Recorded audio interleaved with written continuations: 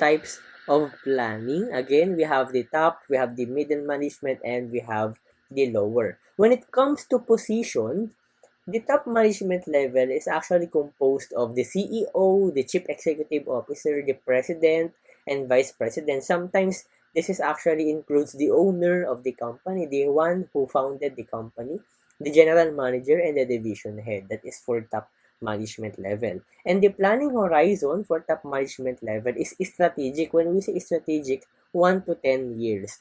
So that's how they plan for the company. They are talking, they are having their discussions regarding their long-term goals, regarding their 10-year plan for the whole company. That is the top management level. Next, for the middle management level, for the positions, this is actually composed of the functional managers, the product line managers, the department heads. And the planning horizon here, since this is middle management, this is tactical, the planning horizon is around 6 months to 2 years.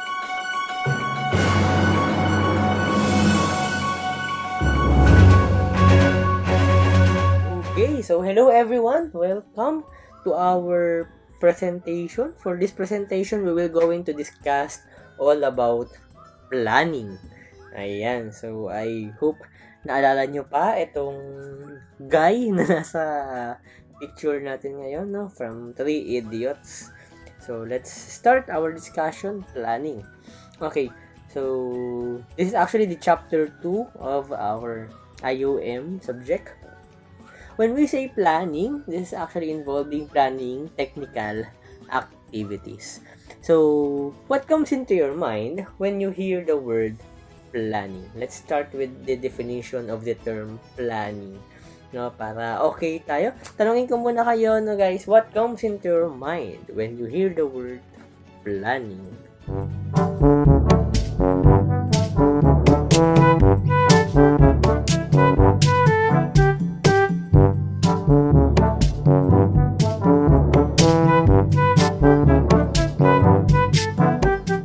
Okay, so before we define the term planning, let's have our 4 picks to 1 word muna.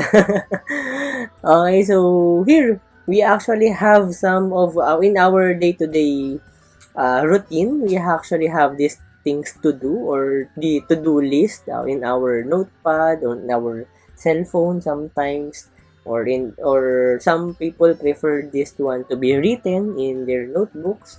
Anyway, so another planning is the meal plan. We are also planning our meal sa umaga, tanghali, gabi. No, especially sa mga nagda-diet. Marami yan, yung meal plan. Next, we also are planning some of the relationship goals. If we are on the anniversary, we are planning to celebrate or to what we call this, to surprise our loved ones. Wow, sana all. And last one, we also have some plans for our competitors. This one is somehow scary, no?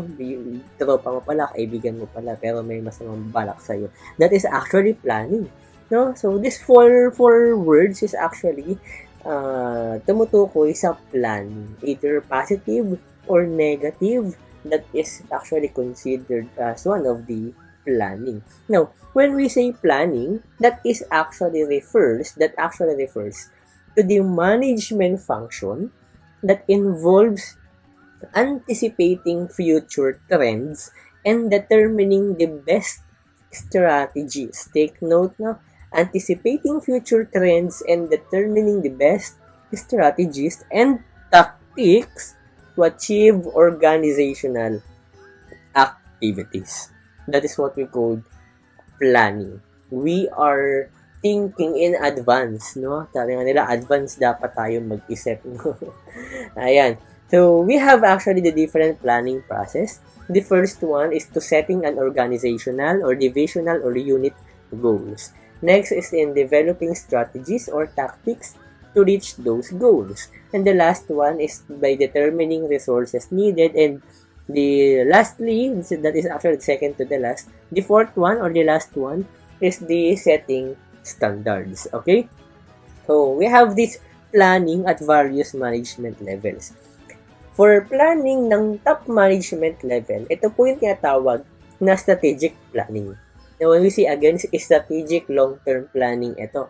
Mamaya, we will going to differentiate these different planning processes in various management levels. For the second one, or the middle management level, this is actually called intermediate planning or tactical planning. And the lower management level, on the third one, lower management level, this is what we call, guys, the operational planning. Because these are the people, these are the ones who are into the operations, into actual operations, day-to-day operations. So let's try to distinguish the difference between these various management levels of planning.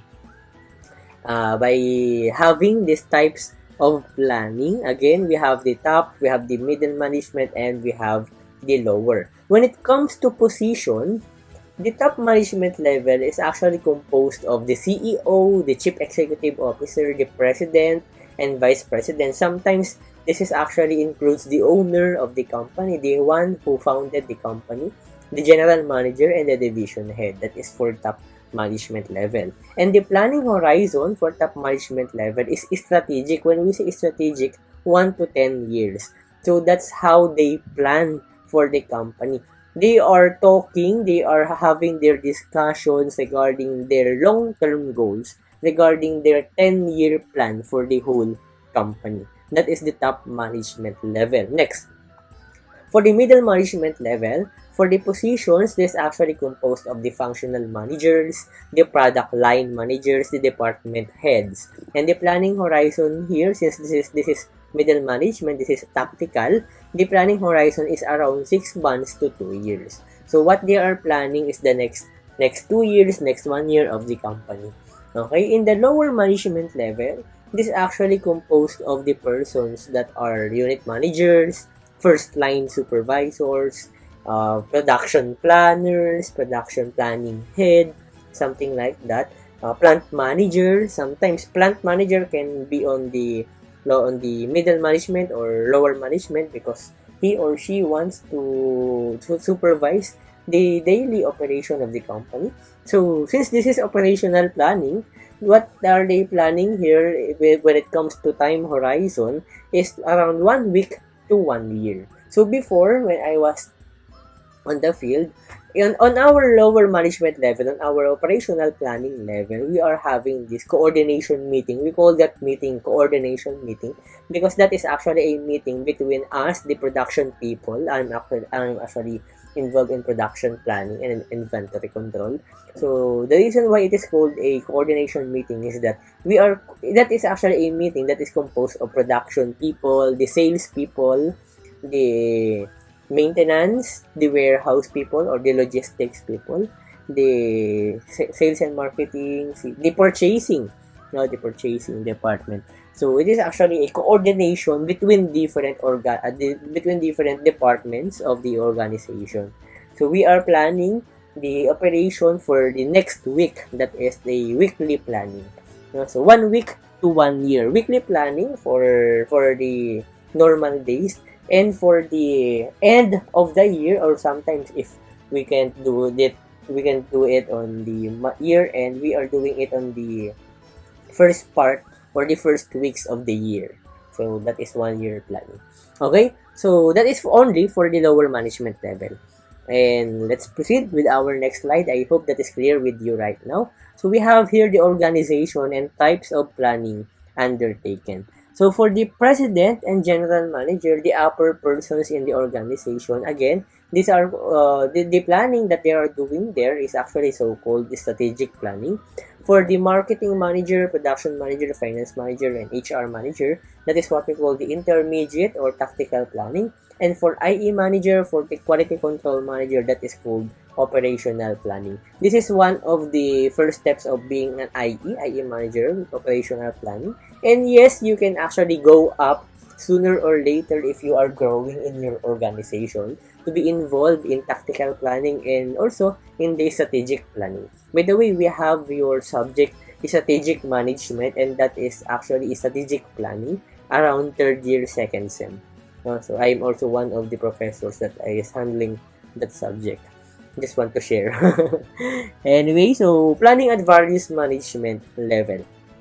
So we are done with the general overview of each management levels. Let's try to dive on each management level. Let's start with strategic planning, the top management level. When we say strategic planning, this is actually the process of determining the major goals of the organization and the policies and strategies for obtaining and using resources to achieve those goals. So take note guys on the term that we used here, major goals. So this major goals is actually defined on your vision and mission statement.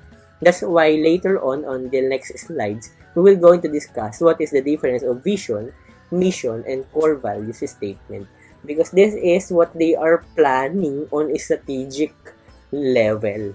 The major goals, the achievement of the major goals. Now, the output of strategic planning is called strategic plan, which spells out the decision about long-range goals or the long-term plans and the course of action to achieve those goals. Now, the components of strategic plan, just like what I have already said before, we have the vision statement, we have also the mission statement, and we have the values statement, or some companies call this as core values. It is just the same, the core values. Okay? So, let's start with vision statement. When we say vision statement, this is a one-sentence statement that describes the clear and inspirational. Take note, no, describing a clear and inspirational long-term desired change resulting from an organization or program's work. I actually have here the vision statement of Jollibee. Jollibee's company name, full company name is actually Jollibee Foods Corporation or JFC, the stock code of Jollibee, JFC. Their vision statement is to be the dominant, wow, great word, dominant. To be the dominant number one, no, not just number two, not just number 3, but number 1. Dominant na, number 1 pa, in-branded it out in the Philippines. So that is their vision, which I see na nakukuha naman nila ngayon. No, they are actually, when we say fast food, when we say eat out or fast food chain, Jollibee number 1 in the Philippines. So that is their vision statement. Now, another component of a strategic plan is the mission statement. So we have here a picture. Why are we doing this? It's not a great mission statement, but we will revise it if things get better. Actually, this is really not a great mission statement because a mission statement is, here we have our definition, is a written declaration of an organization's core purpose. No, bakit ka pa nandyan? Bakit naitayo yung kumpanya? Ano yung purpose ng organization? That is the mission. No, and focus. Purpose and focus that normally remains unchanged over time. So, ano yung mission mo? Bakit ka bumabangon sa umaga? Wow, Nescafe. Something like that. Now, what is the core mission of the organization? That is the mission statement. The difference of mission versus vision is that mission states the purpose of the organization, why the organization is being founded, why the organization is established. Now, the vision is that paano nyo or saan nyo nakikita yung sarili ninyo sooner or later, no, after ilang taon, nasaan na kayo, and paano nyo nakikita yung kumpanya. That is the vision.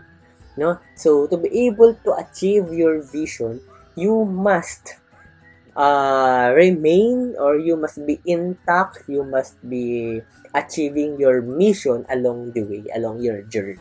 No? That's why it says here that mission statement normally remains unchanged over time. So I have here the mission statement of Jollibee. Again, Jollibee Foods Corporation's mission statement is to serve great tasting food, bringing the joy of eating to everyone. Wow. Again, to serve great tasting food, bringing the joy and eating of eating to everyone. As you can see, if you are bringing joy of eating to everyone, you are having the mission. No, you are serving the people with love, with happiness, and by that way, you can actually meet your vision statement, which is to be the dominant number one in branded eat out in the Philippines. Because if people is enjoying your goods, your product and services, they will go back to you. Paulit-ulit na babalik-balikan ka. Nababalik sila. And by that way, you can now achieve your mission. Kaya ako sinabi kanina na vision statement and mission statement are connected with each other. Okay? So, next, we have here these components of a strategic plan, which is the third one, the values. So, values, or sometimes again called as core values, explains what you believe in, and it is really a set of values that articulates what your team believes in. Ano ba yung mga pinapaniwalaan ninyo sa organization? Yes, pwede kayo may pinaniniwalaan na magkakaiba dahil magkakaibang tao kayo within your organization. Pero as a whole, yung kabuuan ng organization niyo, ano ba yung mga prinsipyo na pinapaniwalaan ninyo? What are the values that you believes in? Ito yun, yung tinutukoy ng values na to.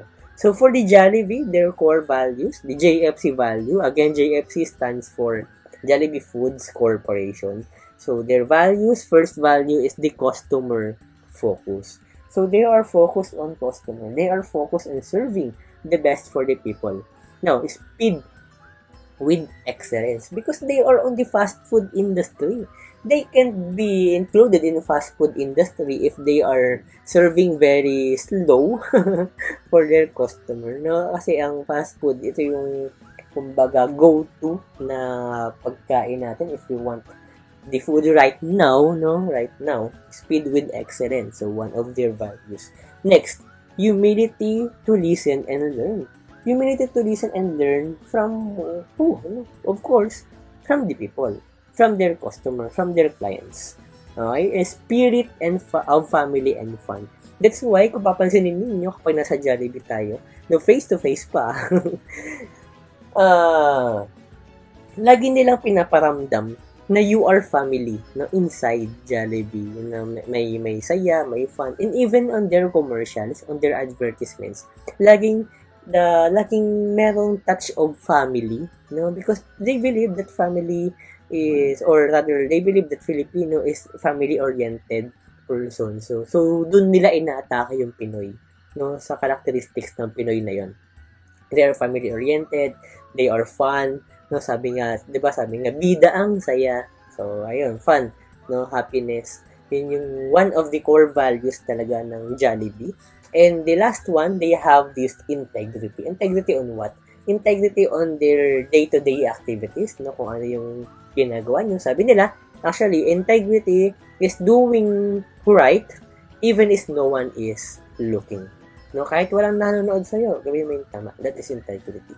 So, those are the core values of JFC or the Jollibee Foods Corporation. Now, another part of strategic plans or strategic planning is having this company logo. Okay. So, when we see company logo, this is actually the branding of your company. This is, if we see this logo, oh wow, Jollibee. If we see this picture, wow, Jollibee, I know that B. Ito yung masayahing bubuyog. No, that is their branding. No, that is their branding. So, company logo. First logo, what is it? No, ano to? Actually, this is a logo of Nike. Second, we have the apple. No, na may kagat. Di ko alam. Hanggang ngayon, di ko pa rin alam kung sino yung kumagat dyan sa apple na yan. And the third one, we have the Under Armour. So, basically, no, kung kahit pa wala yung names na yan, you will know kung ano yung company na tinutukoy by just looking at their logo. So, that is the mere purpose of having a logo. And also, aside dyan sa logo, we also have the tagline. For Jollibee, the tagline is, bida ang sarap. O, di ba? That is a tagline of Jollibee. And BDO, or the Banco de Oro, one of the best banks in the Philippines, they say that the company tagline is, "We find ways." Okay, pagdating naman sa KitKat, chocolate, have a break, have a KitKat. So that's their tagline. So itong tagline na to, the purpose of this tagline is para pag narinig ng tao, maaalala nila yung produkto or yung kumpanya or yung service na binibigay ninyo. No? Ayun yung purpose ng tagline. So next, let's have our middle management level or the intermediate or tactical planning. We're done with the strategic. Ngayon sa tactical tayo.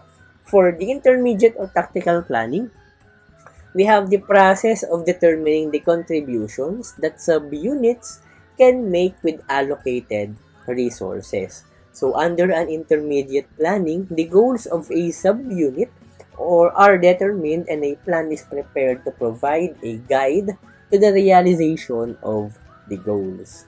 So that is for intermediate planning. Now, the components of intermediate planning or intermediate plans are specific goals with fixed deadlines. So here, the tactical plan will break down this broad ambition into smaller, actionable goals. Take note, smaller and actionable goals. That's why specific goals with deadlines. For example, dapat ngayong linggo makagawa tayo ng 36 units of our product. So that is a specific goal. 36. What are the deadline this week? That is for the intermediate plan. Budget. When it comes to budget, the tactical plan should list budgetary requirements to achieve the aims specified in the strategic plan. So, ano yung plan? Ano yung goal mo? 36 units. Gaano katagal? Isang linggo. Kamusta yung budget yan? So, may proper budgeting dyan. Dito papasok yung cost accounting. That is the budget. Now, next, the resources. So, for resources, the tactical plan should list all the resources you can master to achieve the organization's aims. Ano yung kailangan maabot ulit? 36 units. Gaano katagal? 1 week. Ito yung budget. Ano yung resources? Saan gagamitin yung budget? So, acquiring ng resources. Next, we have the marketing, funding, and etc. The tactical plan should list the organization's immediate marketing sourcing, funding, manufacturing, retailing, and PR strategy for the company. So, basically, ito na yung mga iba pang factors na related doon sa example natin kanina. And, okay, that is actually for intermediate or tactical planning. Let's go now to the lower management level or the operational planning. For the operational planning, this is actually refers to the process of determining how specific tasks can be or rather can best be accomplished on time with available resources. It must be performed in support of the strategic plan and intermediate plan. Meaning to say, guys, operational planning must adhere to intermediate planning first. Then, more likely, intermediate planning must adhere to the strategic plan.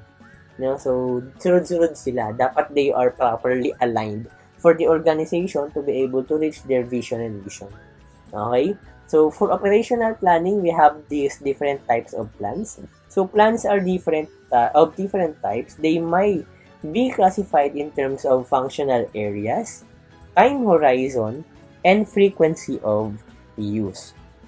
Okay, let's start with the plans according to functional areas. Functional area, unang-una dyan, marketing plan. It is a comprehensive document or blueprint that outlines a business advertising and marketing efforts for the coming year. I hope yung mga nag-ABM sa inyo, naaalala pa yung mga different plans neto. This has been discussed in one of your subjects, I believe. Since, not just in one, in almost subjects kasi interconnected naman yung mga yan. I believe na you already know this one. So, next we have the production plan.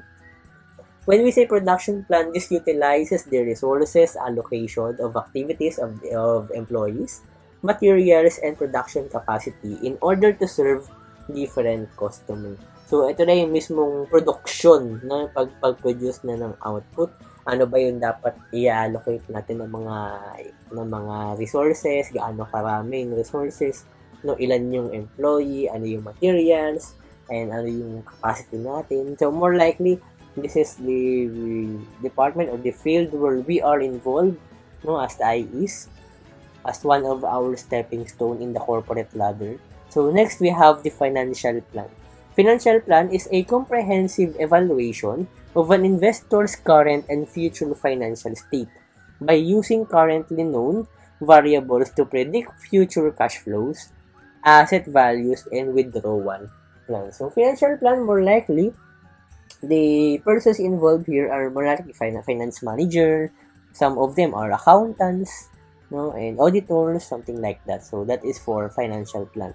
HR management plan, so more likely HR practitioners, psychologists. Psychologists can actually act as one of the HR staffs. So they are actually interrelated. So when we say HR management plan, this is a process that identifies current and future human resources needs for an organization to achieve its goal. Ano ba yung kailangan ng marketing? Ilan bang tao? No? Sa production, gaano karaming tao kailangan nila? Sa financial, gaano karami kailangan? No? And what are the job description of these people? Ano dapat yung bachelor's degree nila? Ano dapat yung skills na meron sila? Paano tayo mag-hire? Kailan tayo mag-hire? Saan tayo mag-hire? That is the questions na dapat nasasagot ni HR plan, no, ni HR department. Now, that is for the plans according to functional areas. That's why it is called functional areas per department. Now, for the plans according to time horizon, so we have here the short-range plans and the long-range plan. Basically, the difference of these two is the shorter plan involves plans, this is plan, no, sorry for the typographical error, for a few weeks or at most a year. It allocates resources for the day-to-day business development and management within the strategic plan. For the long-range plan, this is actually the long-term process that business owners use to reach their business mission and vision. It determines the path for business owners to reach their goal. So basically, when we say long-range plan, more likely this is strategic, and short-range plan, more likely this is operational. Okay, so that is for the time horizon. Now, for the frequency of use, gaano mo ba kadalas gamitin yung plan na ito? No? More likely, this is single-use and standing plans. Kapag single-use plans, single married is complicated in a relationship, then you are hungry. Anyway, single-use plans are plans created for events, activities with single occurrence. Meaning, one time mo lang gagamitin. Kapag naplano mo ngayon, pwedeng i-apply nyo agad next week, then din the week after next week, hindi na siya, iba na yung plan. No, then the next after next week, iba na ulit. No, iba-iba na. So that is a single-use plan. This can be a one-time sales program. Pwedeng boosting kayo ng sales and marketing department ninyo or recruitment drive. Single-use plans tend to be highly specific. Or pwedeng mag-mass production kayo, isang linggo lang. Tapos after ng isang linggo, hindi na ulit mass production, back to normal, which is yung normal nyo pala. Puro customize, no, by batch, ganun pala, no, that is single-use plan. For the ongoing or standing plans, these are the plans formulated once, isang beses mo lang siyang gagawin, isang beses mo lang siyang paplanuhin, pero paulit-ulit nyo siyang gagamitin, no, kaya siya standing plans, ongoing plans. These plans continuously guide the managers. That is why it is said that a standing plan is a standing guide, no, standing guide ito to solving the problems. For example, Jollibee's mission and vision is to be the number one, the dominant player pagdating sa eat out resto or fast food chain, no. Ayun yung goal nila, and hindi na nakakasunod si operational, no. So ito si operational plan, dahil ito is what I said before, medyo mas maikli yung time niya, ibabalik natin doon sa strategic plan. No, babalik tayo sa standing plans natin.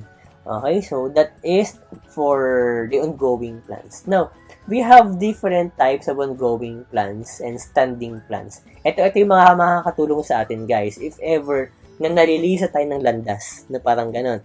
Nalihis ka, kailangan mong bumalik dahil wala na yung ginagawa nyo ngayon sa achievement ng vision and mission. Pinakauna, policy. When we say policy, this is a general document that dictates how managers should approach a problem. Kapag may ganyang problema, ano bang dapat kong gawin? Not just subjective. Tignan mo yung policy. Ano ba yung policy? Baka kasi yung decision na ginagawa mo, labag na dun sa policy ng company. So that is actually one of the standing plans. Next, rule. When we say rule, so rules are specific regulation according to which an organization function. So, hindi ito dapat mabali. No, that is the rule. That is the difference of rule versus the policy. Kasi policy general document lang eh. Sa rule, ito yung regulation talaga, no, to which an organization should function. Pangatlo, procedure. Anong pinagkaiba ng procedure sa policy and sa rule? Sa procedure, step-by-step process yung binibigay niya sa atin kung paano ma-accomplish yung specific objective. For example, we are a manufacturer of notebook. No, paano i-produce yung notebook? What are the SOP? When we say SOP, Standard Operating Procedure, there is the term procedure sa dulo. Kasi nga, ito yung steps na una, kailangan i-ready mo muna yung mga materyales. Pangalawa, dapat naka-open yung makina. I-preheat mo muna. May preheating stage yung mga makina, no? Hindi yan bilis. Hindi yan agad-agad na pagka-on mo, sige, bira, takbo na yung makina. Nasalang ka agad. Hindi po ganon. Yung iba may mga makina na 30 minutes mo muna siyang papainitin. Yung iba pa nga, 1 hour, lalo na kapag long run, no? May mga ganyan tayong mga machines pagdating sa field. So, susundin mo yon. Gaano katagal yung preheat, gaano katagal, or paano mo isasalang yung mga items, may mga ganyan. So, that is actually can be seen in procedure. And again, those are part of standing plans. Now, if you fail to plan, you are planning to fail. Sabi ni Benjamin Franklin. And yes, this is actually true. And kapag hindi ka nagplano, ano yung mga pwedeng mangyari sa'yo? Actually, pwedeng ganito. Isa to sa pwedeng mangyari sa'yo. Hindi ka nagplano eh. Ang plinano mo lang is yung escalator. Hindi mo plinano naman yung mga functions and mga other na nasa paligid mo tulad nito. No, diretso ka sa pader. Sige, paanong gagawin nyo ngayon dyan? That is for planning. Failing to plan is planning to fail, sabi nga nila. No, another, engineering failures. Diba? Saksak mo dyan na yung hindi na makuryente. Now, another, stoplight. Tapos, merong overpass ba ito? Merong overpass. Paano na nakita? Di na nakita ng mga sasakyan. Nagkabanggaan na, no? Ayan. Next, na failure. Ito naman, guys, malamang ito, foreigner siya sa bansa na yan. No? Kasi hindi nakasukat yung height ng ATM sa kanya. Actually, taas tayo, we Filipinos, maliit tayo. That's the reality compared to other na mga lahi. Tayo yung ATM natin naka-design sa height natin. No? Kaya pag pansinin mo, may mga foreigner, yumuyuko sila pag mag-withdraw. Ayan. So, that is part of planning. No? Next, we have here. Wow! Urinal, magkatabi. That is failing. No? Failure to plan. Planning to fail. Huwag yung kakalimutan yung quotation na yan. Next, balcony. Sige, paano ka pupunta? Galing sa taas, pababa ka na lang. So, balcony failure. Sayang. Kapag may failure kasi, bukod sa katawa-tawa na, sayang pa yung resources mo, sayang yung pera, sayang yung time, no? Sayang lahat. Kapag ganyan ang nangyari. So now, para mabawasan yun, meron tayong mga additional dito ng mga strategic na tools. This is actually general idea lang ang bibigay ko because this will be tackled on your IE elective 1 subject pagdating ng 3rd year 2nd sem, which is the strategic management. Okay? So, general idea, I hope yung mga ABM sa inyo can relate and I hope na-discuss din ito. First one is SWOT analysis. When we say SWOT analysis, this is a framework used to evaluate a company's competitive position by identifying its strengths, weaknesses, opportunities, and threats. That's why tinawag siyang SWOT analysis. Ina-analyze natin yung company as a whole. Itong strength and weakness, ito yung actually yung format niya. Itong strength and weakness are both internal. So, yung internal strength of the company, internal weakness of the company. Ano ba yung mga kalakasan mo sa loob? No? Example nito. Magaling yung mga empleyado ko. That is internal. That is strength. Pangalawa, I have new machine. No, that is strength. Yung new machine ko is not just new, that is high-tech. No, one of a kind. Napakagandang teknolohiya yung meron siya. Iba yung kaya niyang gawin, kakaiba. That is strength. Ano pang strength? Magaling yung management, matatalino yung mga boss, matatalino yung mga managers, they have they're not just bachelor but master's degree or iba doctor pa. Ayun, ganun, strength yun. Weakness. Ano yung mga weakness ng company? Weakness ko, ano bang weakness ko? Pangit yung produkto namin, low quality. No? Ganyan. Isang sipa mo lang warak na. That is weakness. Internal. Ano pang weakness na internal natin? Napaka mahal na kuha namin sa raw material dahil yung purchasing manager namin is pangit yung ugali. O, di ba? May isang tao lang, kunyari, na ganyan, apektado na lahat. Hindi niya kasi makaklose yung mga ibang mga ibang manager, sales manager ng ibang kumpanya para makakuha sana kami ng mas maliit na, mas mura rather, na presyo ng raw material. Di niya kaya kasi pangit ugali niya. Ganyan, something like that. Actually, malaki epekto niyan pagdating sa field. And that is weakness, internal. Ano pa? Internal weakness. Hindi kami maka-adhere sa ISO. Di ba? Lagi kaming non-compliance, laging NC. No, non-compliance kami. Marami kaming non-compliance. That is weakness. Okay, now, the opportunity. Ano opportunity? Our company can adapt sa technological change na nangyayari. No, we can adapt sa AI, artificial intelligence, machine learning. We can adapt there. That is opportunity. Another opportunity, we can have the mergers sa mas malaking company, mag-combine tayo, mergers and acquisition. No, ano ba ang threat? May bagong kalaban, no, na kapareho natin ng industry, halos kaparehong product, pero mas maganda yung kanila, mas maganda yung quality. That can be a threat, no, pagdating sa SWOT analysis. So, let's have an example here. SWOT analysis of Coca-Cola. So, their strength, it says here that the brand value $77,839 billion. The world's largest beverage company. Strong marketing and advertising. So, dun sila magaling, no? Marketing and advertising. Most extensive beverage distribution channel. Customer loyalty. That is their strength. For their weakness, reliance in carbonated drinks, lack of diversification, yan, they don't diversify. When we say diversification, guys, ito yung kinakalat mo, yung mga products mo, or you are building different assets. No, that is diversification. So, negative publicity, high debt level due to acquisitions, brand failures, or many brands with insignificant amount of revenues. Ayan, may mga iba silang brand na hindi ganun ka okay yung revenue na ibibigay as a whole sa company. That is actually weakness. Next, opportunity. Ano mga opportunity ng Coca-Cola? Growth in beverage consumption, increasing bottled water demand, reduced price of production material, increasing demand for healthy food and beverage. That's why they actually offer the Coke Zero, wherein pwede siya sa mga high blood, sa mga diabetic. Wala siya ganong sugar, no, zero nga. That is opportunity. No, opportunity sa kanila yun. That's why grinab nila ang opportunity. Ano yung threat? So, threat, changing user demand for competitor drinks. Marami nagsusulputan na drinks, not just soft drinks. Yung iba ngayon, sikat na sikat. Milk tea, yun, something like the shakes, milk tea. And next na threat, increased competition in carbonate drinks industry, So, local brands in different countries, ayan, threats din nila yan.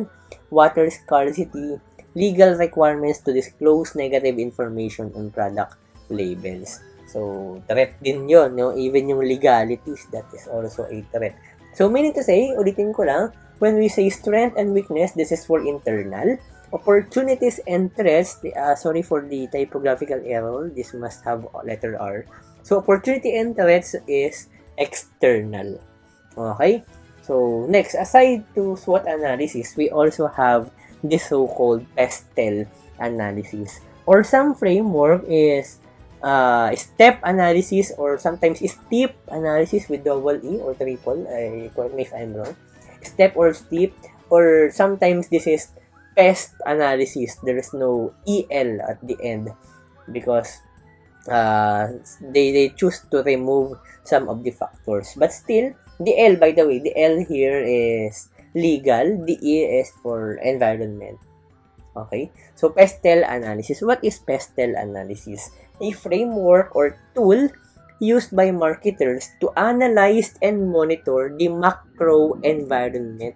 When we say macro environment, yung labas at mas malawak na pagtingin. External marketing environment, yung mas malaking pagtingin. And factors that have an impact on an organization.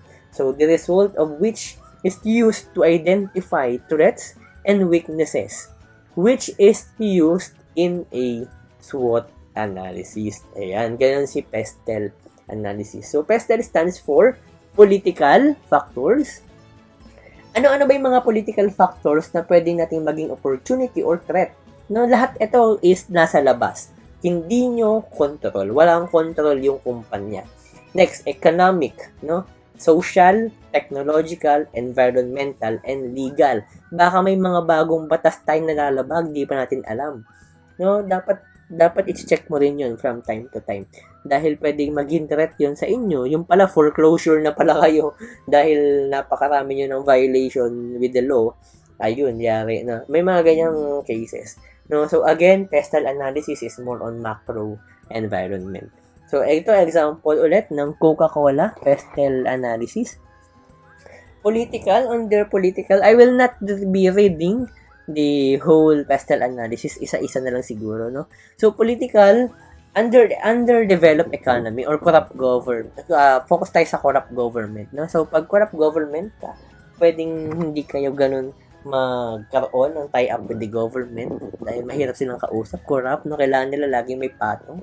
Economical, international economies. So, pwedeng ito, nagiging negative or positive depende kung paano nila titignan. International economies in a way na they can be globalized, no? They can actually grasp the opportunities of globalization. Or pwede rin naman itong maging negative in a way na international economies, mas maraming products na kalaban, no, sa foreign dahil papasukin nila yung mga ibang bansa na Ganun siya. So, sociocultural. What is sociocultural? The demand, let's have this example. The demand for a carbonated drinks decreases and this pulled down the revenues of Coca-Cola. So, that is for sociocultural. Ayaw na ng mga tao So, sociocultural nga. Ayaw na ng mga tao sa carbonated drinks. Ang gusto na nila, mga milk tea, kung ano man, mga non-carbonated. Something like that. So, nawala na ng demand. That is for the, again, macro. Mga hindi na ito control ng company.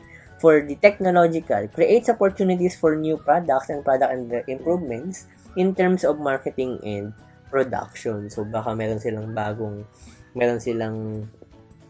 what you call this, meron silang bagong hinihit na product pagdating sa R&D nila, no, na technologically savvy, parang pwedeng technologically okay, rather, for the technological side. For the environmental, no, meron tayong mga issues, national and world or local issues, so it can be negatively it can have a negative impact sa Coca-Cola. And lastly, legal context. So, legal aspect focuses on the effect of the national and world legislation. The Coca-Cola Company receives all the rights applicable and the nature of their business, and every inventions and product developments are always going into the patented process. So, ganyan kalaki ang epekto ng legal pagdating sa isang corporation. Okay?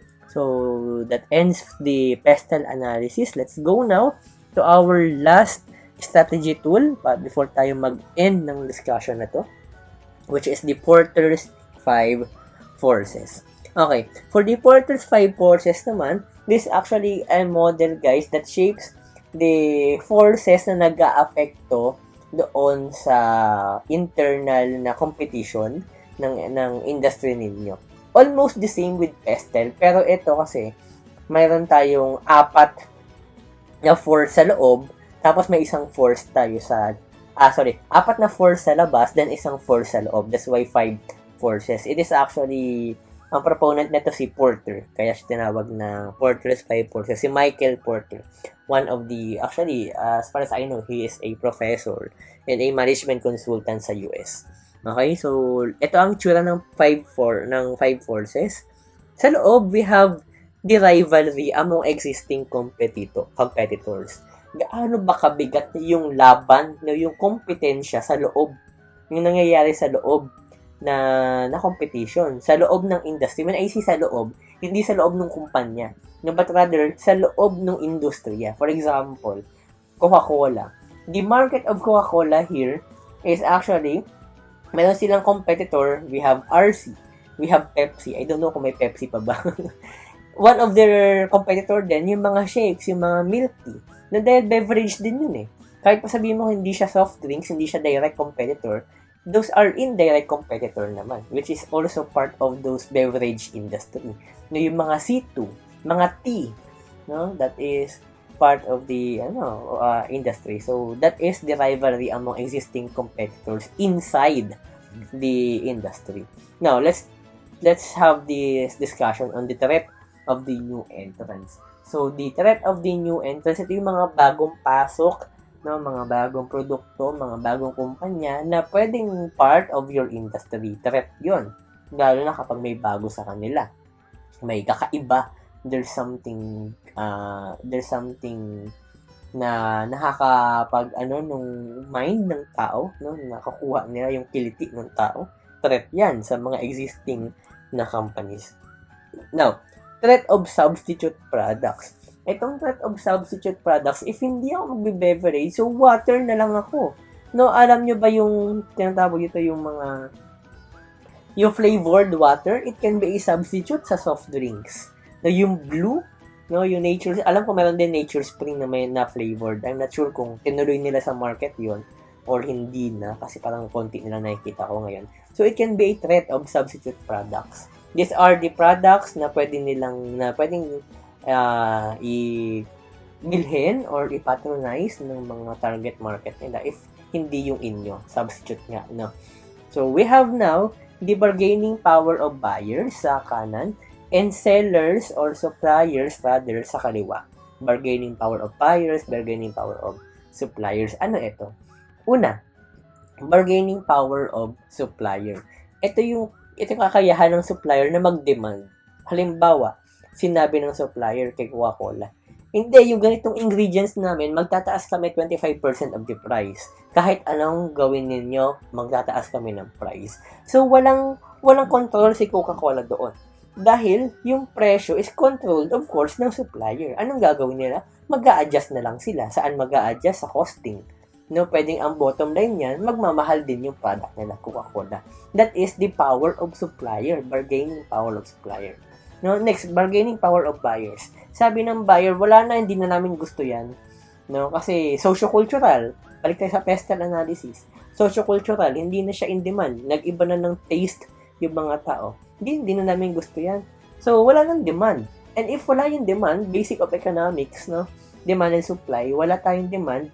So, meaning, bababa yung price. Ibababa na lang nila yung presyo para lang mabili ng tao. That is the bargaining power of buyers. Ganun makapangyarihan ang mga buyer pagdating sa market forces. I hope you get the point. Let's have our example. Starbucks. Rivalry, competitors selling similar products, specialty coffee, and high-quality food. So, ayun yung rivalry nila. In Philippines, Coffee Bean, DJ ko. So, sometimes, kalaban din niya. Ano pa? I can recall some of the mga coffee shops, no, na nagsusulputan. Kalaban niya ni Dunkin' Donuts can be their competitor. So, ayan, Starbucks. Next, for the threat of new entrants, controlled access of distribution channels, innovation, and product differentiation. So, pwede rin yan na maging threat yung controlled access ng distribution channel pagdating sa supply chain. That is threat for new entrant. Next, threat from substitute. Substitute sa coffee, it can be tea, soft drinks, so juices, smoothies. Pagdating naman sa sa Coca-Cola, since they are soft drinks, threat of substitute naman nila is Starbucks, di ba? Yung mga coffee. So, something like that. Pasanin mo na related talaga sila, interconnected. Next, bargaining power of suppliers. An overcrowded market. So, rising prices of coffee beans, choose suppliers based on quality, environmental, and economic issues. So, nabanggit dito example ko kanina, no? Rising prices of coffee beans. Kapag tumaas talaga yung price, magtataas ng coffee beans sa market, it is actually by demand and supply talaga eh.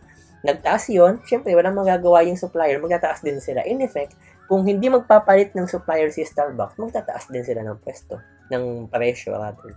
So, ayun yung effect niya. Bargaining power of suppliers. Next and last one, we have the bargaining power of buyers. More options due to no number of competitors.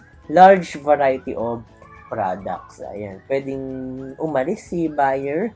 Dahil marami naman choices, hindi lang naman coffee yung beverage na available sa market. That is the bargaining power of buyers. Okay? So, I think that's it for now. Before tayo mag-end, I just wanted to leave you this quotation. Never tell anyone your plans. Show them your results instead. Wow. Heavy. Ang bigat, no? Since planning ang ating topic ngayon sa ating discussion, no? Huwag kalimutan, marami kasi sa atin yung puro salita. Kinikwento agad yung plano. Hindi naman nagagawa. No, 1 or 2 taon na yung nakalipas, plano ng plano, wala naman na-accomplish. So, just a friendly advice. Never tell anyone your plans. Show them your results instead. Mas masarap magkwento if nagawa mo na, kaysa gagawin mo pa lang.